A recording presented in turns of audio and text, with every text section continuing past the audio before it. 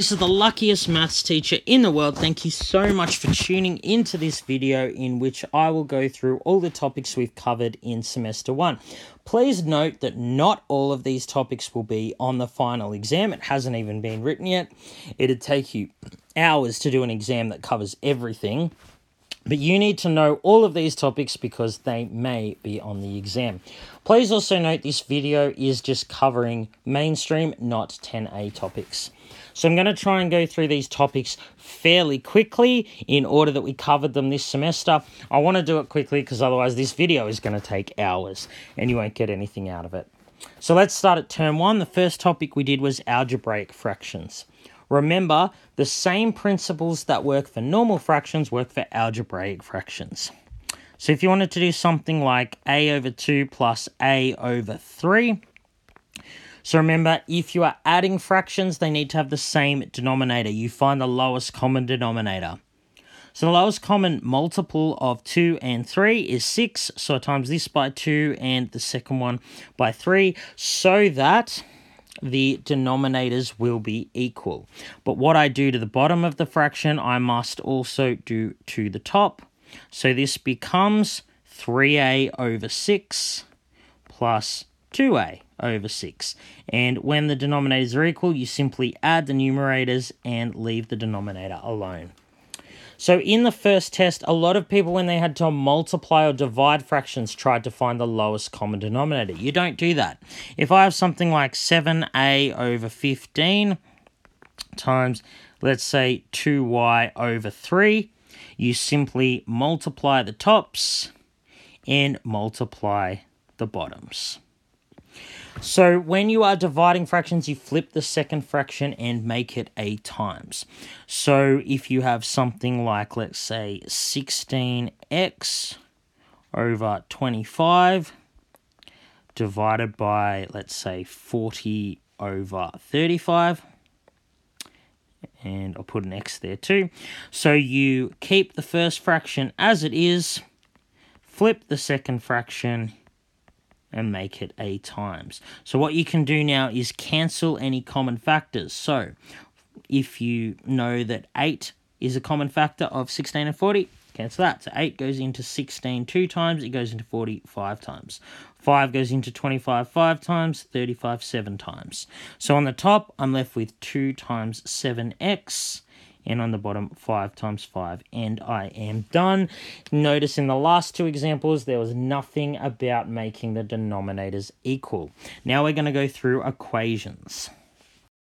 So you would have solved equations many, many times. The ones that might trip you up are when you have pronumerals on both sides of the equation. So let's have something like 2 times 3x minus 5 equals, say, 7x minus 3. So the idea here is the same as it's been since year 7. We want to find a number we can substitute for x to make this a true statement. When x is in more than one spot, you need to get it in one spot. So it's going to be easiest if I first expand the brackets. Now when x is on both sides of the equation, you subtract the one with the lowest coefficient. So this is the one with the lowest number in front of, so I subtract from both sides. 6x minus 6x, they cancel out. I'm left with minus 10 equals 7x minus 6x is just 1x. So now, remember what we do to find x is we undo everything that's been done to x in the opposite order to BODMAS. So here what I'm going to do is undo subtracting 3 by adding 3 to both sides. My solution is x is minus 7. You can easily check that by substituting here and here for minus 7 and seeing if I get a true statement. All right, now we're going to go through a quick tutorial of graphing. So there are 3 ways I'm going to go through graphing, and it depends on the equation you're given. So we'll start on the left-hand side. So if the equation is in the form y equals something, y equals mx plus b, the number in front of x, remember, is the gradient, which is the rise over the run, and the number by itself, b, is called the y-intercept. So this method is called the gradient intercept method because it utilizes both of them. So what you do is you mark the y-intercept, that's the first step. Then you use the fact that the gradient is equal to the rise over run, and you use it to find a second point, or to plot a second point, because once you've got 2 points, there's one and only one line that will go through them, and once you've got the 2 points, you can simply join them up. So for example, let's say I wanted to graph y equals 2x minus 5. Now, because it's in the form y equals something, this number by itself is the y-intercept. The number in front of x, 2, is the gradient. 2 is the same as 2 over 1. So let's use these to graph the line. So what we do is we simply mark the y-intercept. Now we use the fact that the gradient is the rise over the run. So the bottom number tells you how far you go right. That's the run. Sorry about my poor handwriting. And then the top number tells you how far you go up or down. If it's positive, you go up, negative, you go down. So to find the second point here, we go across 1 and up 2. That gives us our second point. And then we simply join them up. And after we do that, we're done. We should probably just label the line. So this is y equals 2x minus 5. So how easy is that?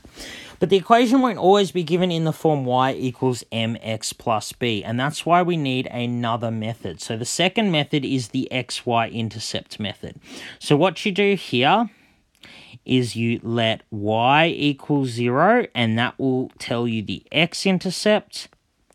You let x equal 0, which will tell you the y-intercept. And as I said, once you know 2 points, you can simply join them up. So let's say, for example, I wanted to graph 3x minus 2y is equal to 6. So here, because it's not in the form y equals something, I can't say 3 is the gradient and 6 is the y-intercept. That will be a completely different line. So what I'm going to do is calculate the x-intercept, the y-intercept, and join them up. So to calculate the x-intercept, I take my equation and I let y equal 0. So what I've got is 3x minus 2y equals 6. I can just get rid of the y. And that means I have 3x equals 6 and x equals 2. The x-intercept is 2. Similarly, to find the y-intercept, here I'm going to let x equal 0, so I get rid of the x's. I'm left with negative 2y equals 6, so y is 6 divided by negative 2, which is minus 3. So the x-intercept is 2, the y-intercept is minus 3. I just plot them and join them up. So how easy is this? Plot the y-intercept, plot the x-intercept, and I just join them up. Your axes need to be appropriately labeled with numbers, otherwise we can't tell that it is the right line, okay? So that is it done. Just want you to note that if the gradient of a line is positive, it should lean right. The two examples here lean right because they have a positive gradient. If the gradient is negative, it should lean left. So the last ones I need to go through are if x equals a number or y equals a number. So if y equals a number, it's parallel to the x-axis. It's kind of counterintuitive, but y equals a number is parallel to the x-axis. X equals a number is parallel to the y-axis. So parallel to the x-axis means it is perfectly horizontal and the gradient 0. If it's parallel to the y-axis, it's perfectly vertical. The gradient is undefined or infinite. Graphing these lines, we can't use either of the previous two methods, but it's actually really easy. So again, I'll draw up my Cartesian plane. Yours, I know, will look a lot better than mine. So I'll just give you random numbers. If I want to graph the line x equals 2, all I do is find 2 on the x-axis and draw a perfectly vertical line. This is the graph of x equals 2. If I say wanted to graph the line y equals minus 3, I just find y equals minus 3 on the axis and I draw a perfectly horizontal line. So that's the line y equals minus 3. There isn't too much to these special cases where x equals a number or y equals a number. All right, now we're going to look at finding the equation of a line. So I said before, any line can be written in the form y equals mx plus b, where m is the gradient and b is the y-intercept. So if you want to find the equation of a line, all you do is find the gradient, m, find the y-intercept, and then your equation is just y equals gradient times x plus y-intercept. The thing that makes this tricky is how you find m or b can differ from question to question. So let's look at a couple of examples. So firstly, I'm going to find the equation of the line that's parallel to y equals 2x minus 5 that passes through 3, 8. So note that if two lines are parallel, their gradients are equal. So the gradient of y equals 2x minus 5 is 2. So the gradient of any line parallel to this will have gradient 2. So my first step is done. The gradient's 2. Second step. So how you find b when you're not given it? You take the equation y equals mx plus b. You substitute m, which you found in the first step, in this case is 2. Now we substitute x and y for the values from the point. So the point 3, 8, of course, x is 3, y is 8. So I get y equals m times x plus b. 8 equals 6 plus b. Subtract 6 from both sides, b is 2. So now I found m and b. The equation's simple. It's just y equals mx plus b. So that is the first example done. So now let's find the equation of the line perpendicular to y equals 2x minus 5. This time it's going to go through 8 minus 9. So the rule for perpendicular, two lines are perpendicular if their gradients multiply to -1, or another way to write this is the gradient of one of the lines is -1 over the gradient of the other. So because they're perpendicular and this first line has gradient of 2, the line perpendicular will have gradient -1 over 2. That is my first step done. Second step, I'm going to do exactly like I did in the previous question.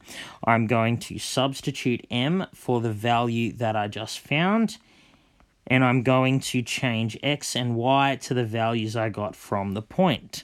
So x is -9, y is -9, x is 8. So I get -9 equals -4 plus b, b is -5. So the equation of this line is simply going to be y equals mx plus b. All right, please pause and copy these down if you need, because I'm going to rub them out and do one example where we're given 2 points.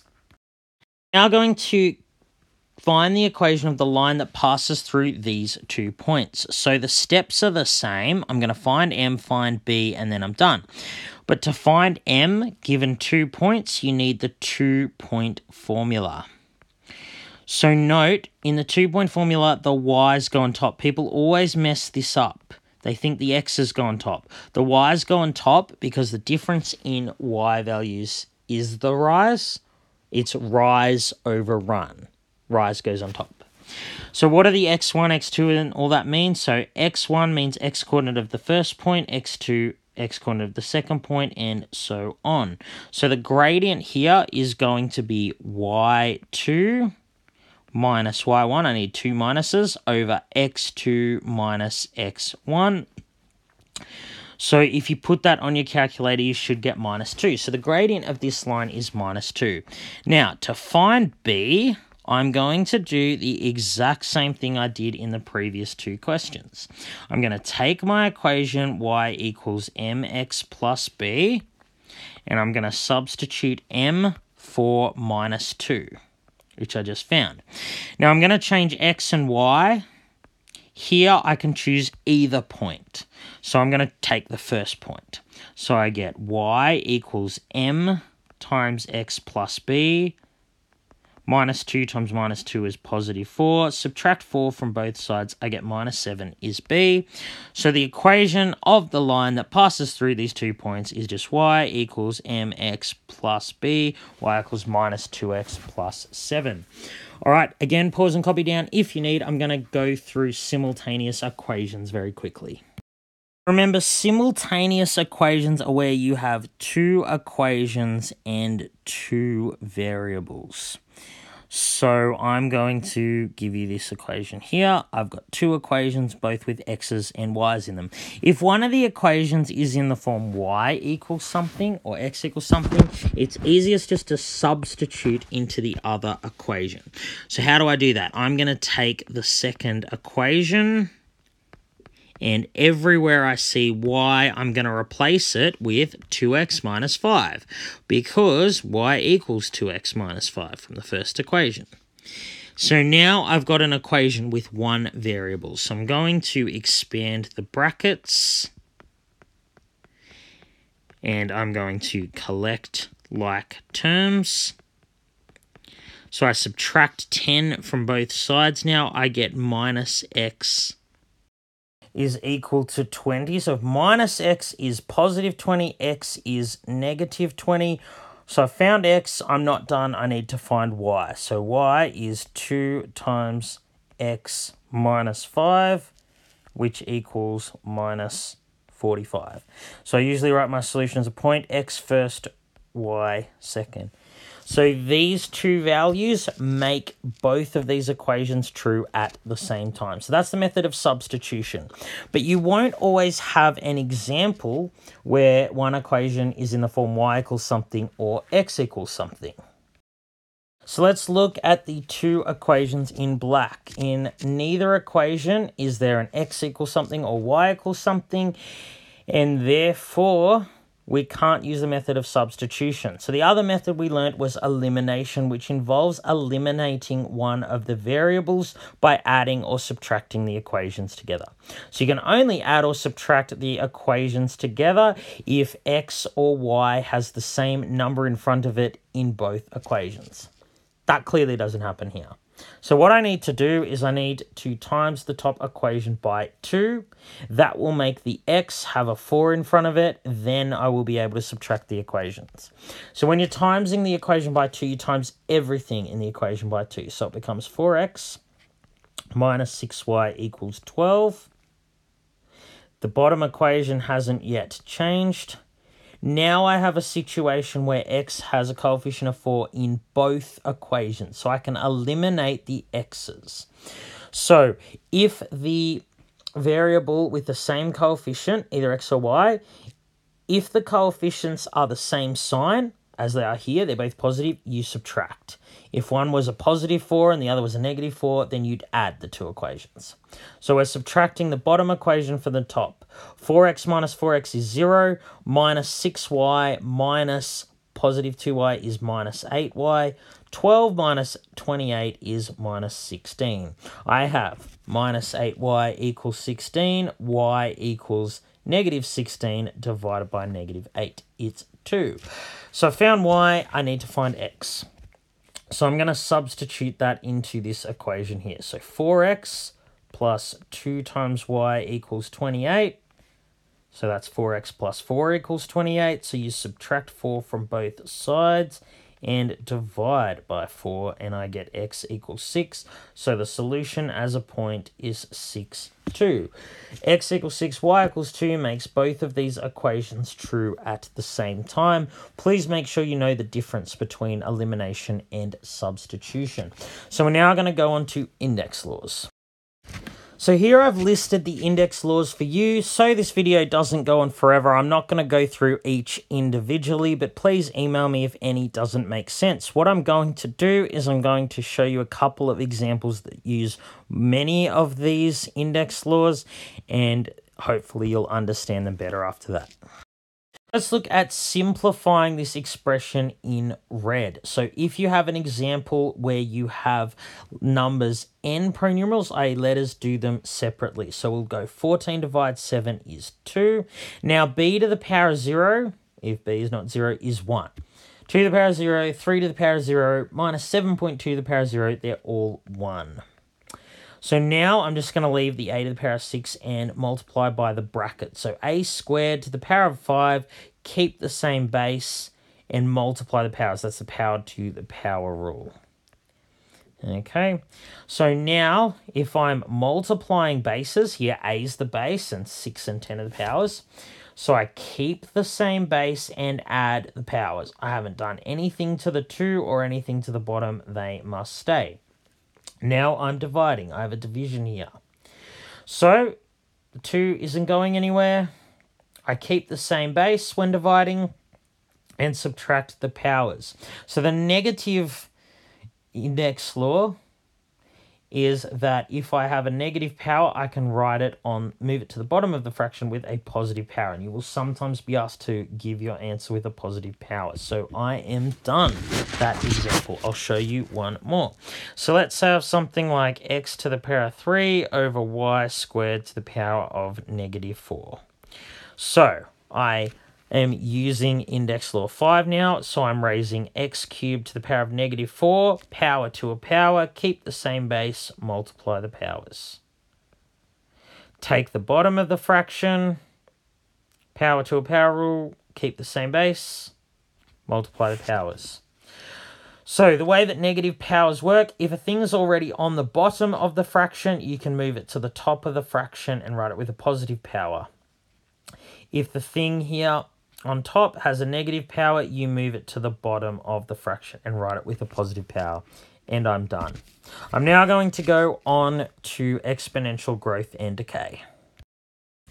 So exponential growth and decay is when a number is either increasing by the same percentage each year or decreasing by the same percentage each year. And an example of this is compound interest. So let's look at an example involving compound interest. So let's say I invest $10,000 at 4% interest compounded annually. How much money will I have after 5 years? So what I'm saying is I start with $10,000. At the end of year 1, I've increased that by 4%. Then I take the new amount, I increase it by 4% in the second year. Then I take this new amount, increase that by 4% in the third year, and so on up to 5 years. So because it's increasing by a different amount each time, it's increasing at an increasing rate, I can't just times 4 by 5 and say, yeah, it's gone up by 20%. I need to use the formula. So what I do is I take the amount I started with, 10,000, I'm increasing by 4% a year. So I times by 1 plus 4 over 100 to the power of 5, n is 5. Put that straight in your calculator, and to the nearest dollar you have 12,167. That's how much money I will have. Note, I would have had the exact same working and the exact same answer if I said something like the population of a town is 10,000 and it's increasing by 4% per year. How many people will there be after 5 years? So you can have exponential decay and growth questions that have nothing to do with compound interest. So note that if the question was saying I had $10,000 and it was decreasing by 4% a year, after 5 years, I would have the same amount, except I would change this to a minus. So notice that's the only difference in the formula. There's a plus when you're increasing by R% and a minus when you're decreasing by R%. So that's what it would have been if it was 10,000 decreasing by 4% per year. But this way I'm earning interest and it's going up. All right, now I'm just going to have a very quick run through of similar triangles. So remember that two triangles are similar if one is just an enlargement of the other, and there are 4 tests that we went through to tell whether or not two triangles are similar. So here, S, or you might sometimes see it use P instead, means side in proportion. A means an equal angle. So these are the 4 tests you can use to determine whether or not two triangles are similar. Now you will need to be able to prove two triangles are similar. Let's look at an example. Let's look at the 2 triangles on your screen. Triangle ABC and triangle EDC. We want to prove that they are similar. So note, there's only one pair of corresponding sides where I have both lengths, this one and this one. I can't say that those sides are in proportion because this side and this side, I don't know if they're in the same proportion. I don't know if it's in the same proportion as this side and this side. What I'm saying is I don't have enough information to use any of the first 3 tests. So I need to use AAA, and that's how I'm going to prove that these are similar triangles. So when you're proving, you have to say why these two angles are equal or why these sides are in proportion and so on. So because AB and DE are parallel, this angle and this angle will be equal because they are alternate. So angle ABC is equal to angle CDE, and I need to put in brackets a reason. So they are alternate, they must be equal. So note that this angle here and this angle here that I've marked, they are equal because they are vertically opposite. So I write that angle ACB equals angle DCE and vertically opposite. So once you have two pairs of equal angles, the third pair must also be equal because the angles in any triangle add up to 180 degrees. So this angle and this angle must be equal. But I already knew that because they're alternate as well. So I'm just going to write that. Angle CAB equals angle CED. Again, they're alternate. So I've shown that triangle ABC and triangle EDC have three pairs of equal angles. So they must be similar. So therefore, triangle ABC is similar. You can use this symbol or this symbol, it doesn't matter. To triangle, you're supposed to get the vertices in the right order. So A corresponds to vertex E, B corresponds to D, C corresponds to itself. Reason is A. I have proved that they are similar. So if two triangles are similar, you can use this to find unknown sides. So this side here and this side here correspond. So the scale factor is the larger side over the corresponding shorter side, which is 2.5. What that means is each side in the larger triangle is 2.5 times larger than the corresponding side in the smaller triangle. So if you always do larger side divides smaller side, your scale factor always more than 1. If you're trying to find a side in the larger triangle, you times by the scale factor. So x would be its corresponding side times the scale factor, which is just 12.5. If you're trying to find a side in the smaller triangle, in this case y, it's the larger side divided by the scale factor. So x would be 12.5 and y would be 8. All right, now we're going to have a very quick run through of the term 2 stuff on quadratics.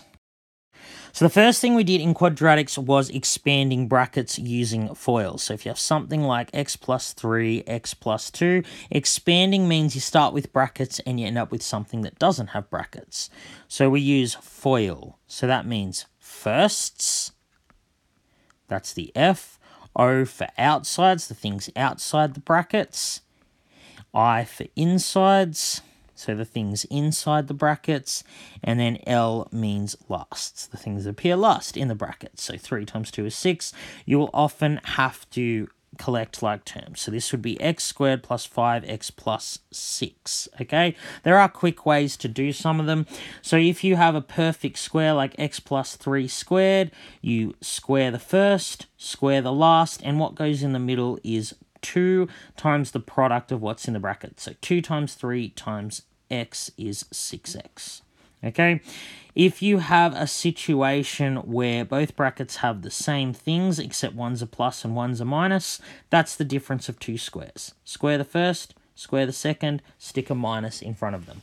If these were too quick and you can't understand what I did, just use the FOIL method and you'll get the same answer. Now let's look at some factorization.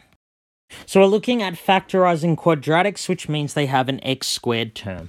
Binomials have 2 terms, trinomials 3 terms. So for binomials, there were 2 methods I gave you. Highest common factor or difference of 2 squares. Sometimes you need to use both.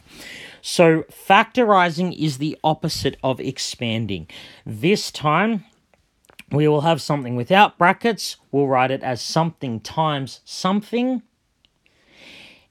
And the answer will have brackets. And if you expand those brackets, you get where you started. So let's have x squared plus 6x. So there are 2 terms, x squared and 6x.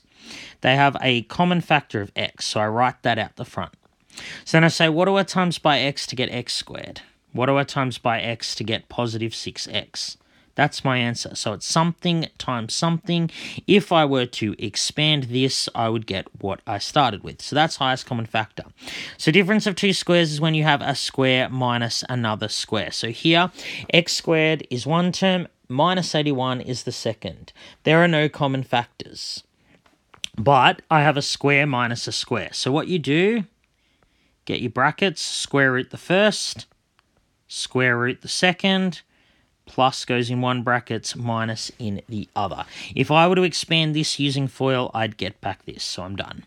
Now, if I have something like 2x squared minus 98, well, I can't use difference of two squares because 2 is not a perfect square, 98 is not a perfect square. So what I'm going to do is try highest common factor first. So the highest common factor is 2. So what do I times by 2 to get 2x squared? What do I times by 2 to get negative 98? I get negative 49. This is the difference of two squares. So I can factorize my answer further. So how do I factorize difference of two squares? Square root the first, square root the second, 1 gets plus, 1 gets a minus. If I were to expand this using FOIL, I would get that.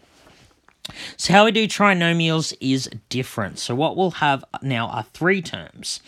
So we'll have something like x squared plus 6x plus 8. So what you need to do for a trinomial is you get two brackets, x in both. Now the two numbers that go in the brackets are two numbers that multiply to the constant term and add to the coefficient of x. So here I want two numbers that multiply to 8 and add to 6, so that'll just be 4 and 2. Again, if I use FOIL to expand this, I get that. It gets harder when there are minuses. So I have x squared minus 7x plus 12. So this time, I want to find two numbers that multiply to positive 12 and add to negative 7. They must both be negative. So it'll be negative 4 and negative 3. Done. The hardest ones are when the constant term is negative. So if I have something like x squared minus 5x minus 24. So I've got to find two numbers that multiply to negative 24. So one must be positive and one negative. I want them to add to negative 5. So the two numbers must be minus 8 and positive 3, because minus 8 times 3 is negative 24.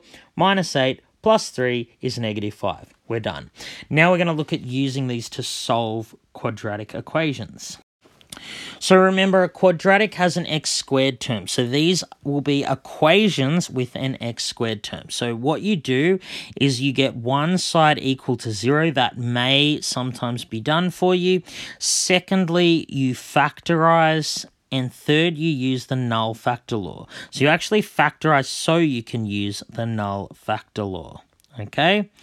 So I'll show you what the null factor law is by showing you an example where the first two steps were already done. So if I have something like x times x plus 3 equals 0, I have something times something equals 0. The null factor law says either the first something is equal to 0 or the second something is equal to 0. That's why you have to have one side equal to 0. Because that's what the null factor law is. If two things multiply to 0, either the first thing is 0 or the second thing is equal to 0. So it's not always going to be factorized for you. So let's say we have something like x squared plus 6x plus 9 is equal to 0. So here I need to factorize two numbers that multiply to 9 and add to 6. They're both 3. So this has only one solution. So if x plus 3 times itself equals 0, then it must equal 0. X plus 3 is equal to 0, x is minus 3. So note, in the first example, there were two solutions, now there are only one. All quadratics will have 0, 1, or 2 solutions. So sometimes neither of the first two steps will be done. So let's have something like x squared, let's say 10x minus 21. So I have to get one side equal to 0 so I can factorize and use the null factor law. So I'm going to minus 10x from both sides. So I get x squared minus 10x equals negative 21. Now to get negative 21 to the other side, I have to add it to both sides. So I get x squared minus 10x plus 21 is equal to 0. Step 1 done. Step 2, I factorize. So two numbers that multiply to 21 and add to 10. Sorry, that should be a negative. So I have x minus 7 times x minus 3 equals 0. Either the first thing is equal to 0, which would mean x equals 7, or the second thing is equal to 0, in which case x equals 3. Okay, so that's how you solve quadratics using factorization. Now we look at another method. The other method I gave you to solve equations was the quadratic formula. So if ax squared plus bx plus c is equal to 0, then x equals, it's a kind of a complicated formula, but people said in class that they found it easier. Okay, so here a is just the number in front of x squared, b the number in front of x, and c the number by itself. Now this thing under the square root sign is called the discriminant, and it tells you how many solutions there are. So if the discriminant is greater than 0, there are 2 solutions. If it's equal to 0, then there's 1 solution, and less than 0, no solutions. So what I said in class was if you are using the quadratic formula, you should always first check how many solutions there are. So let's start off with one, x squared, let's say minus 7x minus 13 is equal to 0. So if we tried to find two numbers that multiply to negative 13, added to negative 7, we'd be here all day. So here the number in front of x squared is 1. Number in front of x is minus 7, and the constant term is negative 13. So the discriminant is b squared minus 4 by a by c. Put that in your calculator, you get 101. Clearly, it's more than 0, so there are 2 solutions. So the solutions will be x is, so if b is minus 7, minus b is positive 7, plus or minus the square root of the discriminant over 2 times a. So the first solution will be 7 plus square root of 101 divided by 2. So that will give you approximately 8.525. And then the other solution will be 7 minus the square root of 101 divided by 2. So, I'll give you about negative minus 1.525. So they are the 2 solutions. So, pause and copy this if you need. I'm going to do another example. So let's say I had something like x squared plus 26 is equal to 0. So here, a is 1. There's no x term, so b is 0 and c is 26. But if I use the discriminant, I get b squared minus 4 by a by c is clearly less than 0. So this will have no solutions, and I don't need to go any further. Okay, now we're going to have a quick tutorial of graphing parabolas. So a parabola is just the graph of y equals ax squared plus bx plus c, a quadratic equation in the Cartesian plane. So there were 4 things that I told you to find. So the first thing was the orientation. It will either be that shape, a smiley face, or it'll be a frowny face. Okay, remember, smiley face if a is positive, the number in front of x squared is positive, or it'll be a frowny face if it's negative. So the second thing I said was find the y-intercept. So that's the value when x equals 0. Third thing, you have to find the x-intercepts. So that's when y equals 0. So there will be 0, 1, or 2 x-intercepts, and you'll need to decide how many. You can figure that out though. So fourth, the turning point, x equals minus b over 2a. That is also the equation of the axis of symmetry. So if you find these 4 features, you will be able to graph nice and easy. Let's look at an example. Let's say I want to graph y equals x squared plus 4x plus 4. So first step, the number in front of x squared not written, so it's 1. That means it's positive and it's a smiley face. The y-intercept, when x equals 0, y will just be 4. So that's the y-intercept. Third step, to find the x-intercepts, you let y equal 0. So I take the equation above, all I'm doing is writing y equals 0. So now I've got to solve this. You can use the quadratic formula or factorization. I'm going to use factorization. The only solution is x equals minus 2. So this has one x-intercept at minus 2. So, turning point will be x equals minus b over 2a, which is minus 2. So, x equals minus 2 is also the axis of symmetry. So, when x equals minus 2, y equals, we already know, when x is minus 2, y is 0. So, how is this going to look? So, draw up my Cartesian plane. So, here it's going to have x-intercept at minus 2, that's its only one. It's going to have a y-intercept here of 4. This is the axis of symmetry, and it's going to be smiley face. So it is going to look like this, okay? Easy as. All right. Again, pause and copy this down. I'm going to do one more example. So let's now graph y equals minus x squared minus 3x plus 4. So first step, the number in front of x squared is negative, so it'll be a frowny face. Secondly, the y-intercept, well, that again is 4. So that's the number by itself. So to find the x-intercepts, you can factorize or use the quadratic formula. Here I will use the quadratic formula. So you've got a equals -1, b is -3, and c is 4. So the discriminant, b squared minus 4ac, is b squared minus 4c. That gives us 25. So x will equal minus b plus or minus the square root of b squared minus 4ac, square root of the discriminant, over 2 times a.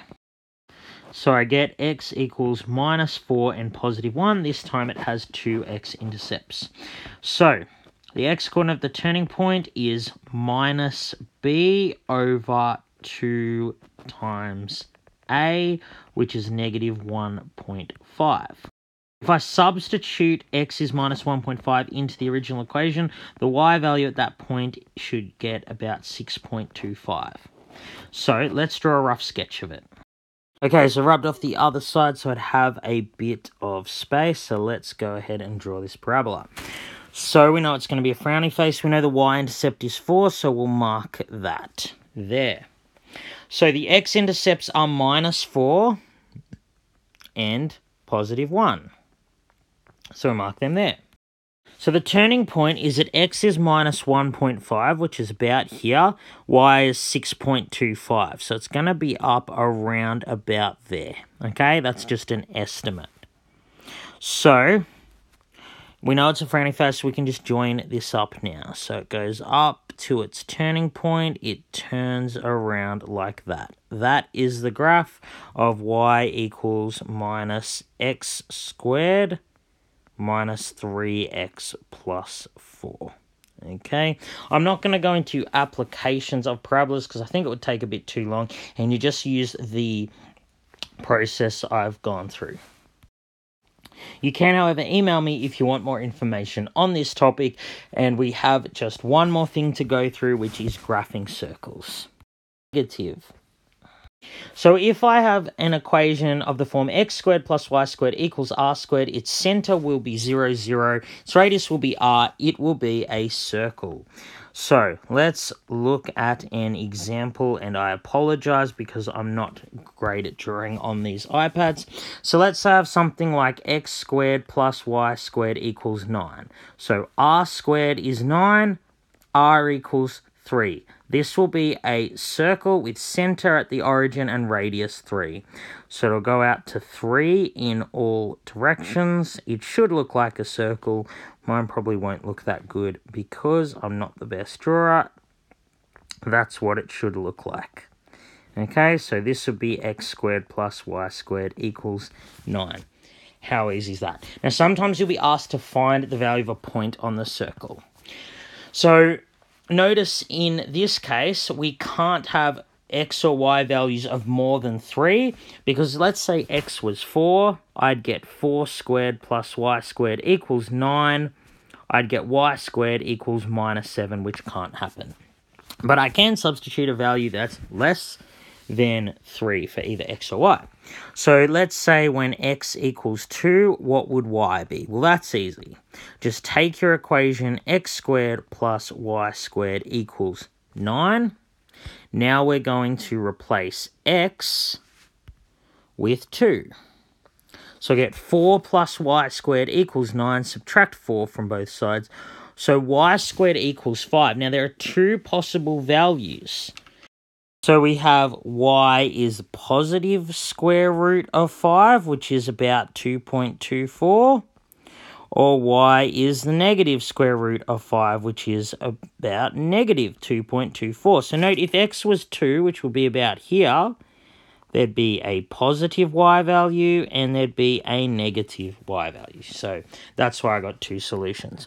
So you might also be asked, where does this circle intersect with the line y equals x? So to figure that out, just take your equation x squared plus y squared is equal to 9 and substitute y equals x. Change y to x. So I get x squared plus x squared, 2x squared equals 9. X squared equals 4.5. So again, there are two solutions. X equals positive square root of 2.5, which is about 2.12, or negative that. So the 2 points where it intersects with the line y equals x, there'd be 2.12, 2.12, because the y and x coordinates are the same, or negative 2.12, negative 2.12, because the x and y coordinates are the same. So the line y equals x is the line that goes through the origin about 45 degrees. So it's going to be this line here, and you can see there are two solutions. One is very close to our last solution when x equals 2, and there's another solution over here. That's where it intersects. Alright, I'm sorry that this has been such a long video. Best of luck studying. Please let me know if you need any more explanation at all. Other than that, this has been the luckiest maths teacher in the world. Have an awesome exam and an awesome holiday.